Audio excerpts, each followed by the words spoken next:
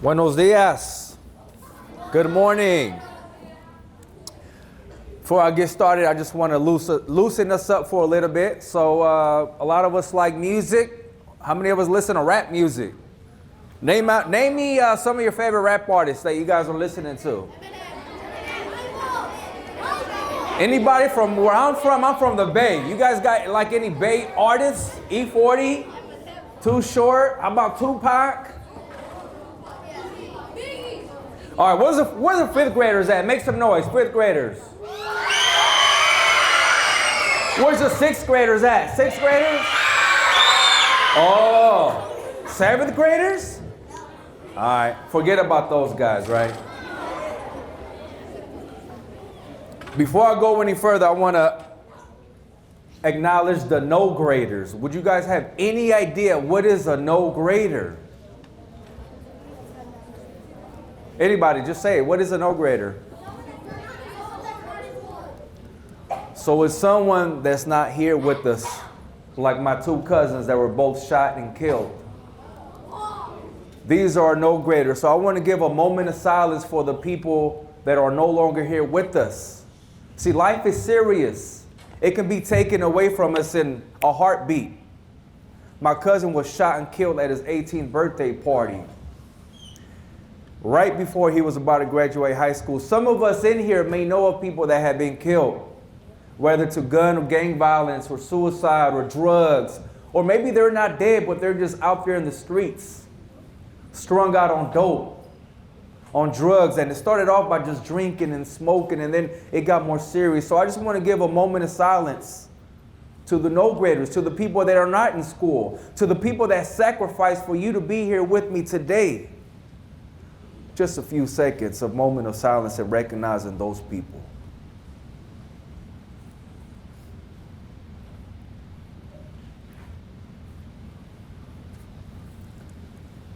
Thank you. See, growing up for me and listening to the radio and a lot of the rap songs or watching TV or playing video games, watching the news, people like me, where I grew up, we're being buried at a very young age. We're dropping out of school at a very young age. We're doing drugs at a very young age. We're disrespecting adults at a very young age. I heard things over and over again in songs and on the TV and on the news that I wasn't going to amount to nothing, that maybe all I was made for was to have a job in something that I hated. High school or college, forget about it. You were lucky enough if you went to middle school. I heard things over and over again that you're nothing but a person living in a gang-infested community, that you're going to be nothing but a gang member, a drug addict. You were going to go to prison. You were going to get shot. You were going to have kids at a very young age. And when you hear these things over and over, sometimes you start to believe it. Sometimes you start to think of yourself as that person and you start to act in those ways. But I'm here today to say that I am somebody. See, I've traveled all over the country. I've gone to so many places in the United States, and I've spoke to kids that are inside of juvenile hall. I've spoken to high schools and colleges and middle schools just like this all over the country. And I've been to other countries like Mexico. I've been to places like Russia, and I've shared my life story. I wish that when I was your age, somebody could have spoken to me. And I'm here today to share my life story so that you can learn and not go through some of the same things that I went through. So some of the things you're going to hear today, some of you guys can relate to it. Some of you guys, not yet. Some of you guys probably know of people that have been through it. But overall, I'm here to inspire so that if you see something that you know you probably shouldn't be doing, you can say, you know what? Daniel told us about that, so I'm not going to go that route because I understand the consequences. And what I see here today in front of me are teachers or lawyers or judges or future entrepreneurs of the world, the next president of the United States. That's what I see in this room. But you got to believe it, and it's got to start with you. I want to ask you all another question about your parents. How many of you have parents that graduated college? Raise your hand. How many of your parents graduated high school? Raise your hand. How about middle school? How many of your parents went to middle school? How many of your parents can help you with your homework? Now, how many of you actually like hanging out with your parents? You like learning about them. You ask them about their story, their struggles, what they've been through. My parents dropped out of school in the 5th grade. So that means just about everybody in here has more education than my parents. And as I got older, I said, I want to break that cycle. That if you don't understand where you came from, your family roots, their history, you can oftentimes repeat the cycle.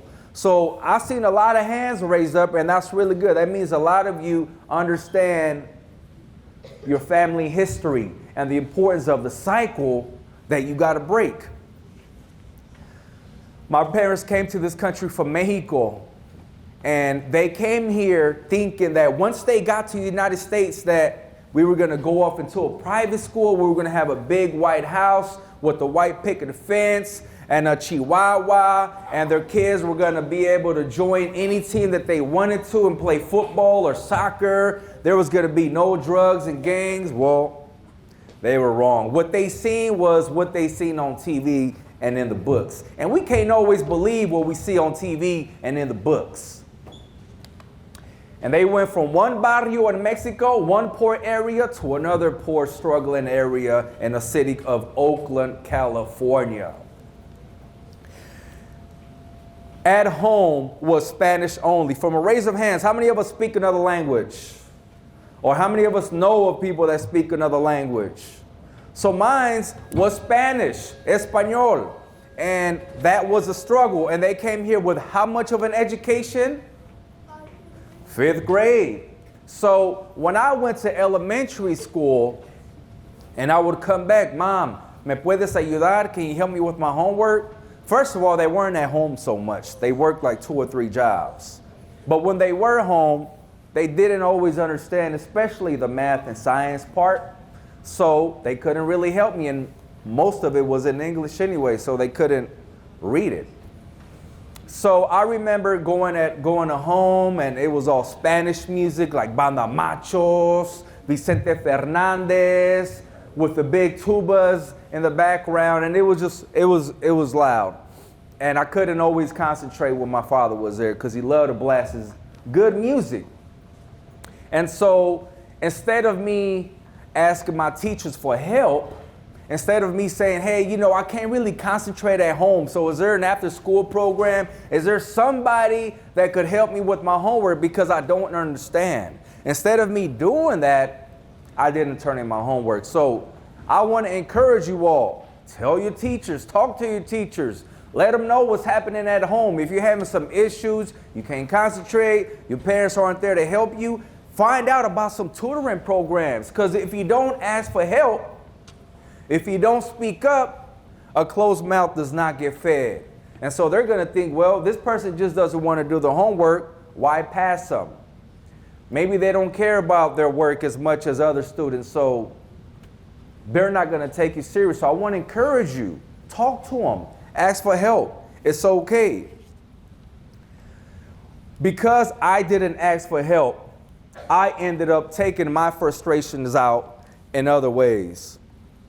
And before I get to this next part, I want to ask you all another question. How many of you enjoy coming to school?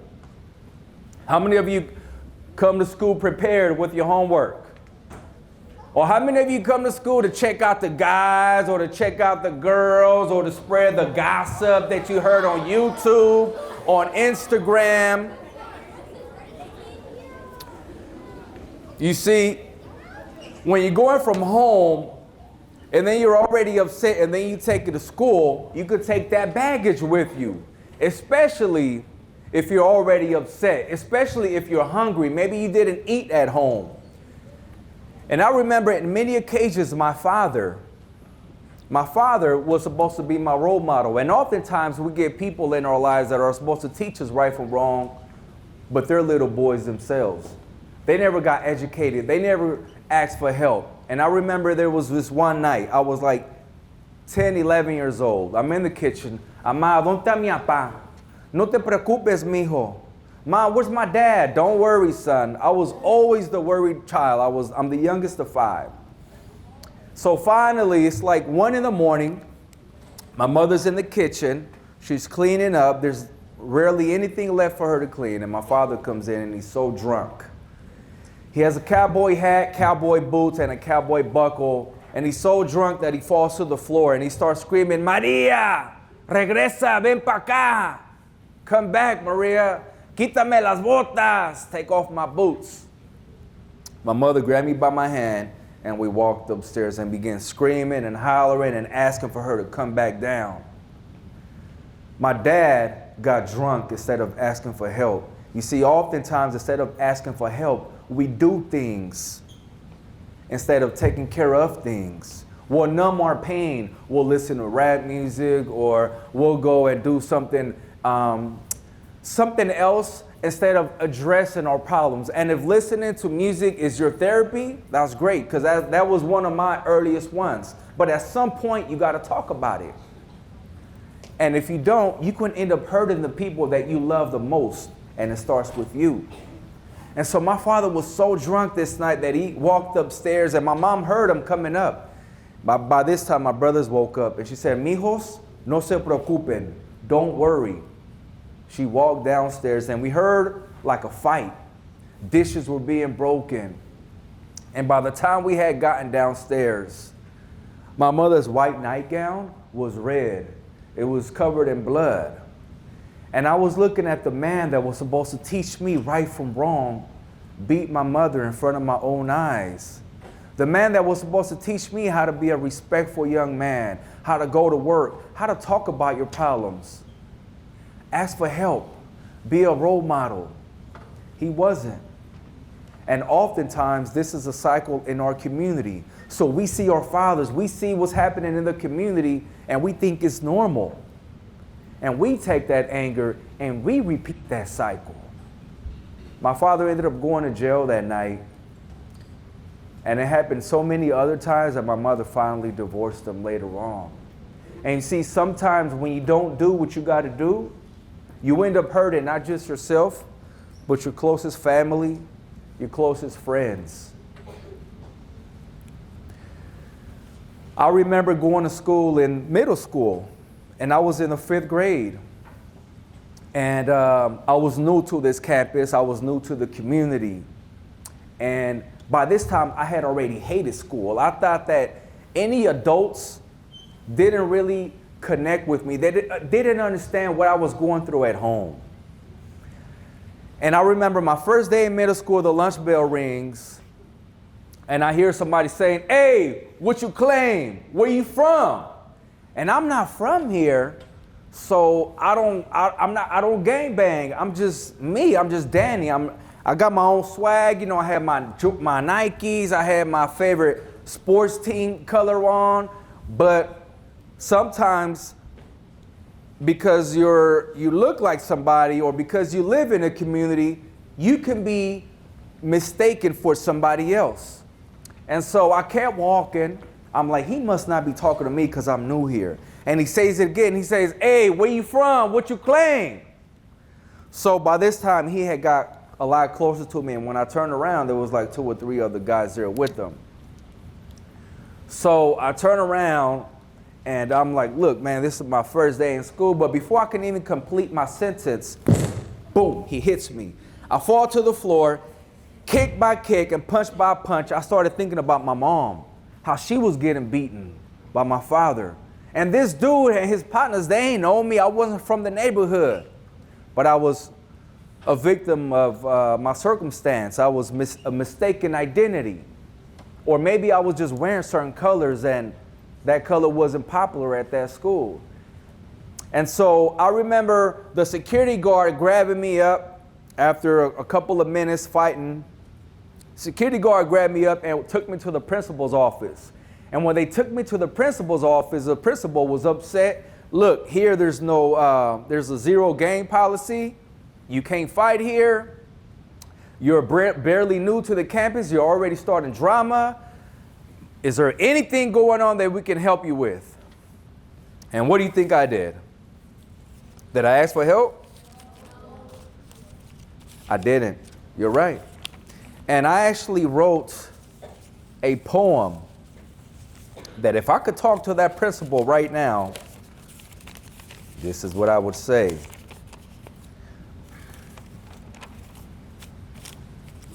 This is what I should have said. Dear principal, oh, don't you know that I'm being raised in a single parent household? I miss my dad and I wish he was around. I need help, principal, but I don't know who to trust because so far I don't even trust my dad, my family, or anyone. You see, principal, I'm also very mad and I have a lot of tension to get off my chest. But I'd rather just smoke weed and get drunk like my dad instead of talking it out. It's a lot easier, you know? See, Mr. Principal, I feel like asking for help makes me look weak, like a punk. I also remember how my sister got taken away when she spoke to her teacher about our problems. So I don't want to bring any more problems to our house, you know? Besides, dropping out of school, going to jail and prison seems normal around here, so I'll do that and maybe later in life, I'll get a job somewhere and just kick it, I guess. Instead of me talking to my principal and talking to my teacher, when I had this moment, see, I'm looking around here and I'm seeing a bunch of teachers and I even see the principal. Talk to these people, ask for help. Trust, love, give, it's okay. And see, I didn't do that. And instead of me turning to them and saying, look, I need some help. I'm going through some struggles, some trauma at home. I just got beat up. I don't know these dudes. I'm not even from here. My parents just got a divorce. Like, help me. Don't punish me. Help me. But I didn't ask for help. I kept my mouth shut. I thought I was cool. I thought that's how you were supposed to do it. And I ended up going to the streets at a very young age. You see, who you're looking at right here, I could have been dead. I could have been paralyzed. I could have been doing life in prison. I could have been a drug addict on the streets. I could have been an alcoholic. How many of us in here, from a raise of hands, know of people in the gang? Know of people that are using drugs? Know of people that have ran away from their house? Know of people who are not taking school serious, but you know they have the potential to be somebody? We have a lot in common. We have more in common than we think. And even with yourselves, even though you might think the person across from you doesn't, there's a lot more in common as a community than we think. And for all of you students that are already on a right path, I want to encourage you to help somebody. If you're already not doing drugs, not in a gang, not causing drama, then help somebody else. We need you. We need you, leaders. I always made fun of the people that got better grades than me, but what I was really saying was, can you help me? And instead, I ended up going to the streets. I ended up joining the gang. I ended up smoking weed at a very young age. In middle school, I was already smoking. I was already drinking. I was already having sex. I was already dating other girls. I was already stealing cars. I was already fighting. I was already causing problems. I was leaving home and coming back when I wanted. As soon as my parents divorced, I took advantage. If you don't have somebody to talk to, then find something positive for you to do, like football, like soccer, like braiding hair, like dancing, like art, positive things. And see, I started to hang around a group of people that were just like me, that didn't go to school, they didn't talk to people. We would drink and smoke and hide from our problems. We weren't addressing them head on. We were really numbing them. It's like putting a Band-Aid on an open, bloody wound. You think it's not going to keep bleeding? You're going to cover it a little bit, but at some point, you got to deal with it. You have to deal with it. In the 5th grade, I was already a dropout. I didn't want to go to school, and I actually thought going to college and having a regular job, getting a license and doing all that stuff was like not for me. At least not in my lifetime.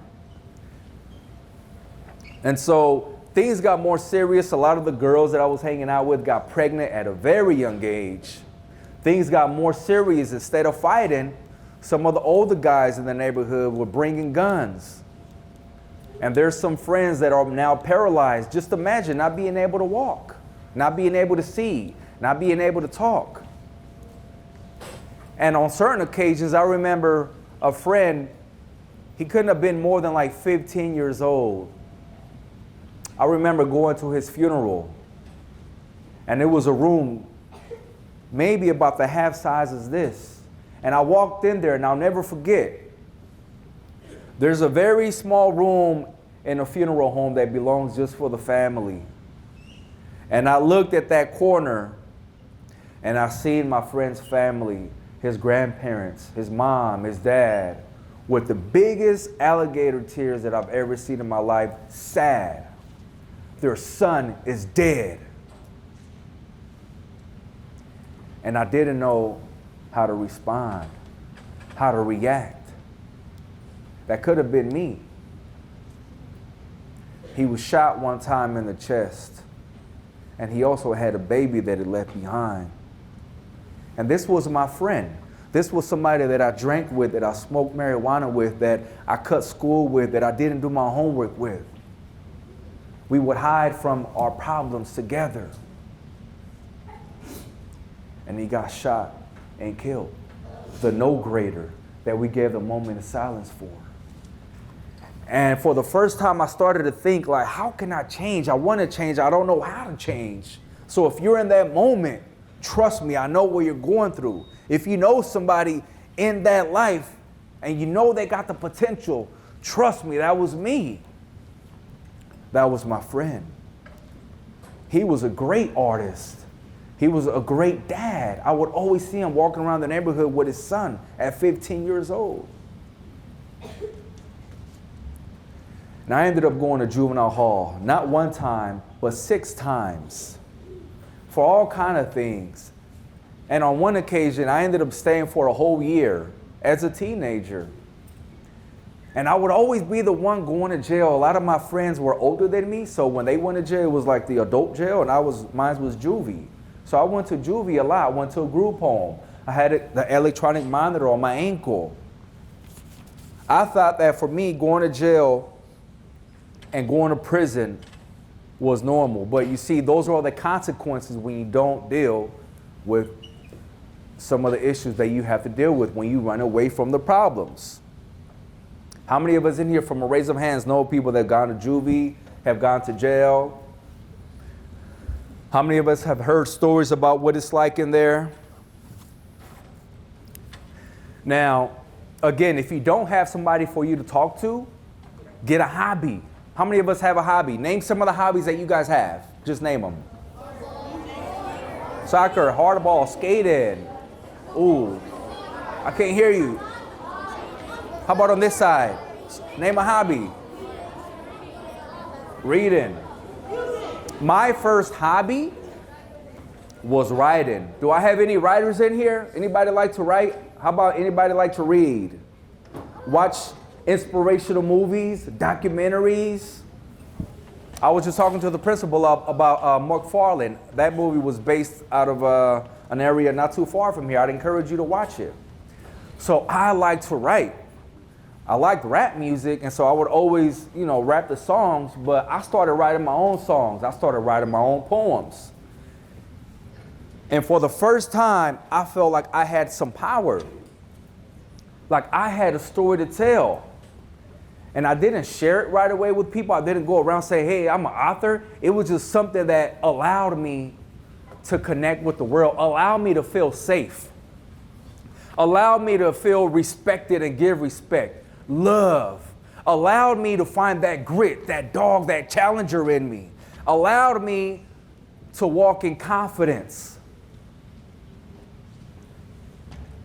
And that allowed me to trust, to love, and to connect with other people. and to hold myself accountable. Are those things sounding familiar? Those are some of the principles of this school. I was feeling those things at around your age. You see, when you don't have something to live for, when you don't have somebody that you can connect with or have a hobby, it's a lot harder for you to connect with people. And so by me having this hobby and this gift and this talent of writing, now I was able to trust people, and I started to work with a mentor. And I remember my probation officer came to juvie and was like, Danny, that's what she called me. That's what my friends and family call me, Danny. Danny, if you don't want to stay in juvie and come back, then you got to go and meet with this mentor. And in my mind, I'm like, I don't trust nobody, especially adults. Who is this mentor? They ain't going to do nothing but snitch on me. They really don't care about me. They're just here because it's a job. They really don't understand what it's like growing up in the single parent household. They really don't understand what it's like speaking Spanish at home and English outside. They really don't understand what it means to have a friend get killed. Many other friends at that. They really don't understand me. So when you telling me to speak to this mentor, in my mind, it wasn't making sense. But because I wanted to get out of juvie, I was like, okay. But there was a very small part of my mind that because I started to write, I was able to trust and connect with other people. So I said, okay, cool. And I met this mentor. And then, again, I'm looking at a lot of adults in this room. Find one that you can connect with. And if it's not here, then maybe they're outside of this classroom. And if they're not there, then maybe they're in the community. But find them. Find somebody that you can connect with. Because people really want to help you. People really want to see you at your fullest potential. Again, I see entrepreneurs. I see judges, doctors, lawyers. That's what I see in this room. And so when I went to this mentor, for the first time, when I actually trusted and allowed someone in my life to help me, it really flipped the switch. It flipped the switch. I got back in school. I got a part-time job, just mopping, but it was okay. I was making money. I got my license, not my license, I got an ID, and I was on a roll. I was doing good. And he also said, hey, what you gonna do when your friends call you to kick it? What you gonna do when there's a party and you know you gotta go to work? So we practiced that, how to get yourself out of a party, how to say no. Because it's not going to be easy to do good. Everybody's going to be pulling on you. Oh, come on, man, let's kick it. Why you acting like that, man? Why you switching up? But if they really your friends and if they really are there for you, they'll respect it. And very few of my friends were able to respect it. And the majority of them just either fell off and moved on with their life, or were just straight hating on me. But really, they wanted to change too. They just didn't know how to ask for help yet. So I was going to school, little by little. I was working, I was saving my money, I was buying my own clothes, and it feels good when you work and you buy your own stuff. And then I was buying my mom some little things here and there. I was learning how to cook, and I was like, wow. I never knew that I could be doing these things. I thought I'd be dead or in jail or going to prison or having a baby by this age. But the more you do good, it becomes normal too. And with that, with time and time and time, I was able to get my high school diploma at a continuation school, but I still did it. And then somebody said, hey, what about college? And I'm like, people from this neighborhood don't go to college, man. I can't afford it. I'm not rich. I got my high school diploma, man. That's good enough. And I applied to a scholarship. And you think working at any of these jobs is good money? Oh boy, just imagine you can get $5, $10, $15, $20,000 to go to college. Share your life story. Talk about what it is growing up for you. And you send it off. And the government, the federal government, pays for you to go to college. There's thousands of dollars available for every single person in here to go to college, and that blew my mind away. I never knew that. So I'm here to tell you that, yes, they paid for all of my college. And I remember my first day in college, I got lost because it was so big. Just imagine one classroom being like this. It was scary. It was intimidating. You could not have a one-on-one with the professor. You had to go to their assistants. You had to make an appointment. But there I was. Instead of sitting in the back of the class like I was in school, I would sit at the very front. And I knew that I represented my mom, my grandma, my grandparents, everybody in my community that could never make it to college. I knew that by me doing good, I was helping them all. And I was helping my friend that was dead. And I was helping my 2 cousins that were killed. It's bigger than me. And life is also bigger than you. But who is it that you're going to do it for when you want to give up? When you don't want to come to school? When you just want to cat off and not do your homework? Who is it that you're coming to school for? I do it for my friends and my 2 cousins that were killed, the no graders, my grandparents that couldn't come to school. And there I was in college, day after day, the boy who should have been dead or killed, or a teenage father, paralyzed, and all these other negative things. That little boy made it and got his college degree from the #1 public university in the country, UC Berkeley. And I want to encourage all of you in here right now to stand up on your feet. Every single student in here, stand up on your feet. Repeat after me.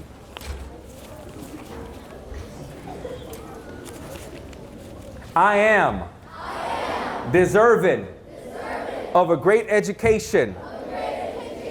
I have a purpose in life to love, to trust. I am a connection to the larger world.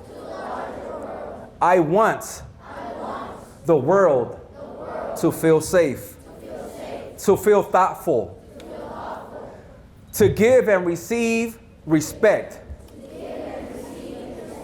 to have ownership, to be noble and have grit, not just at school, but in my community. You can have a seat. We're going to end it with the unity clap. Have you guys heard of the unity clap? It starts off very slow and then it goes really fast. And that's how making a change is. That's how doing good is. It starts off really slow and then it goes by faster. So let's try it. So real slower than that. Just imagine you're coming to school tomorrow and you know there's a habit you want to break. You're going to break that habit little by little. Little by little. What is it? What is it that you're going to commit to?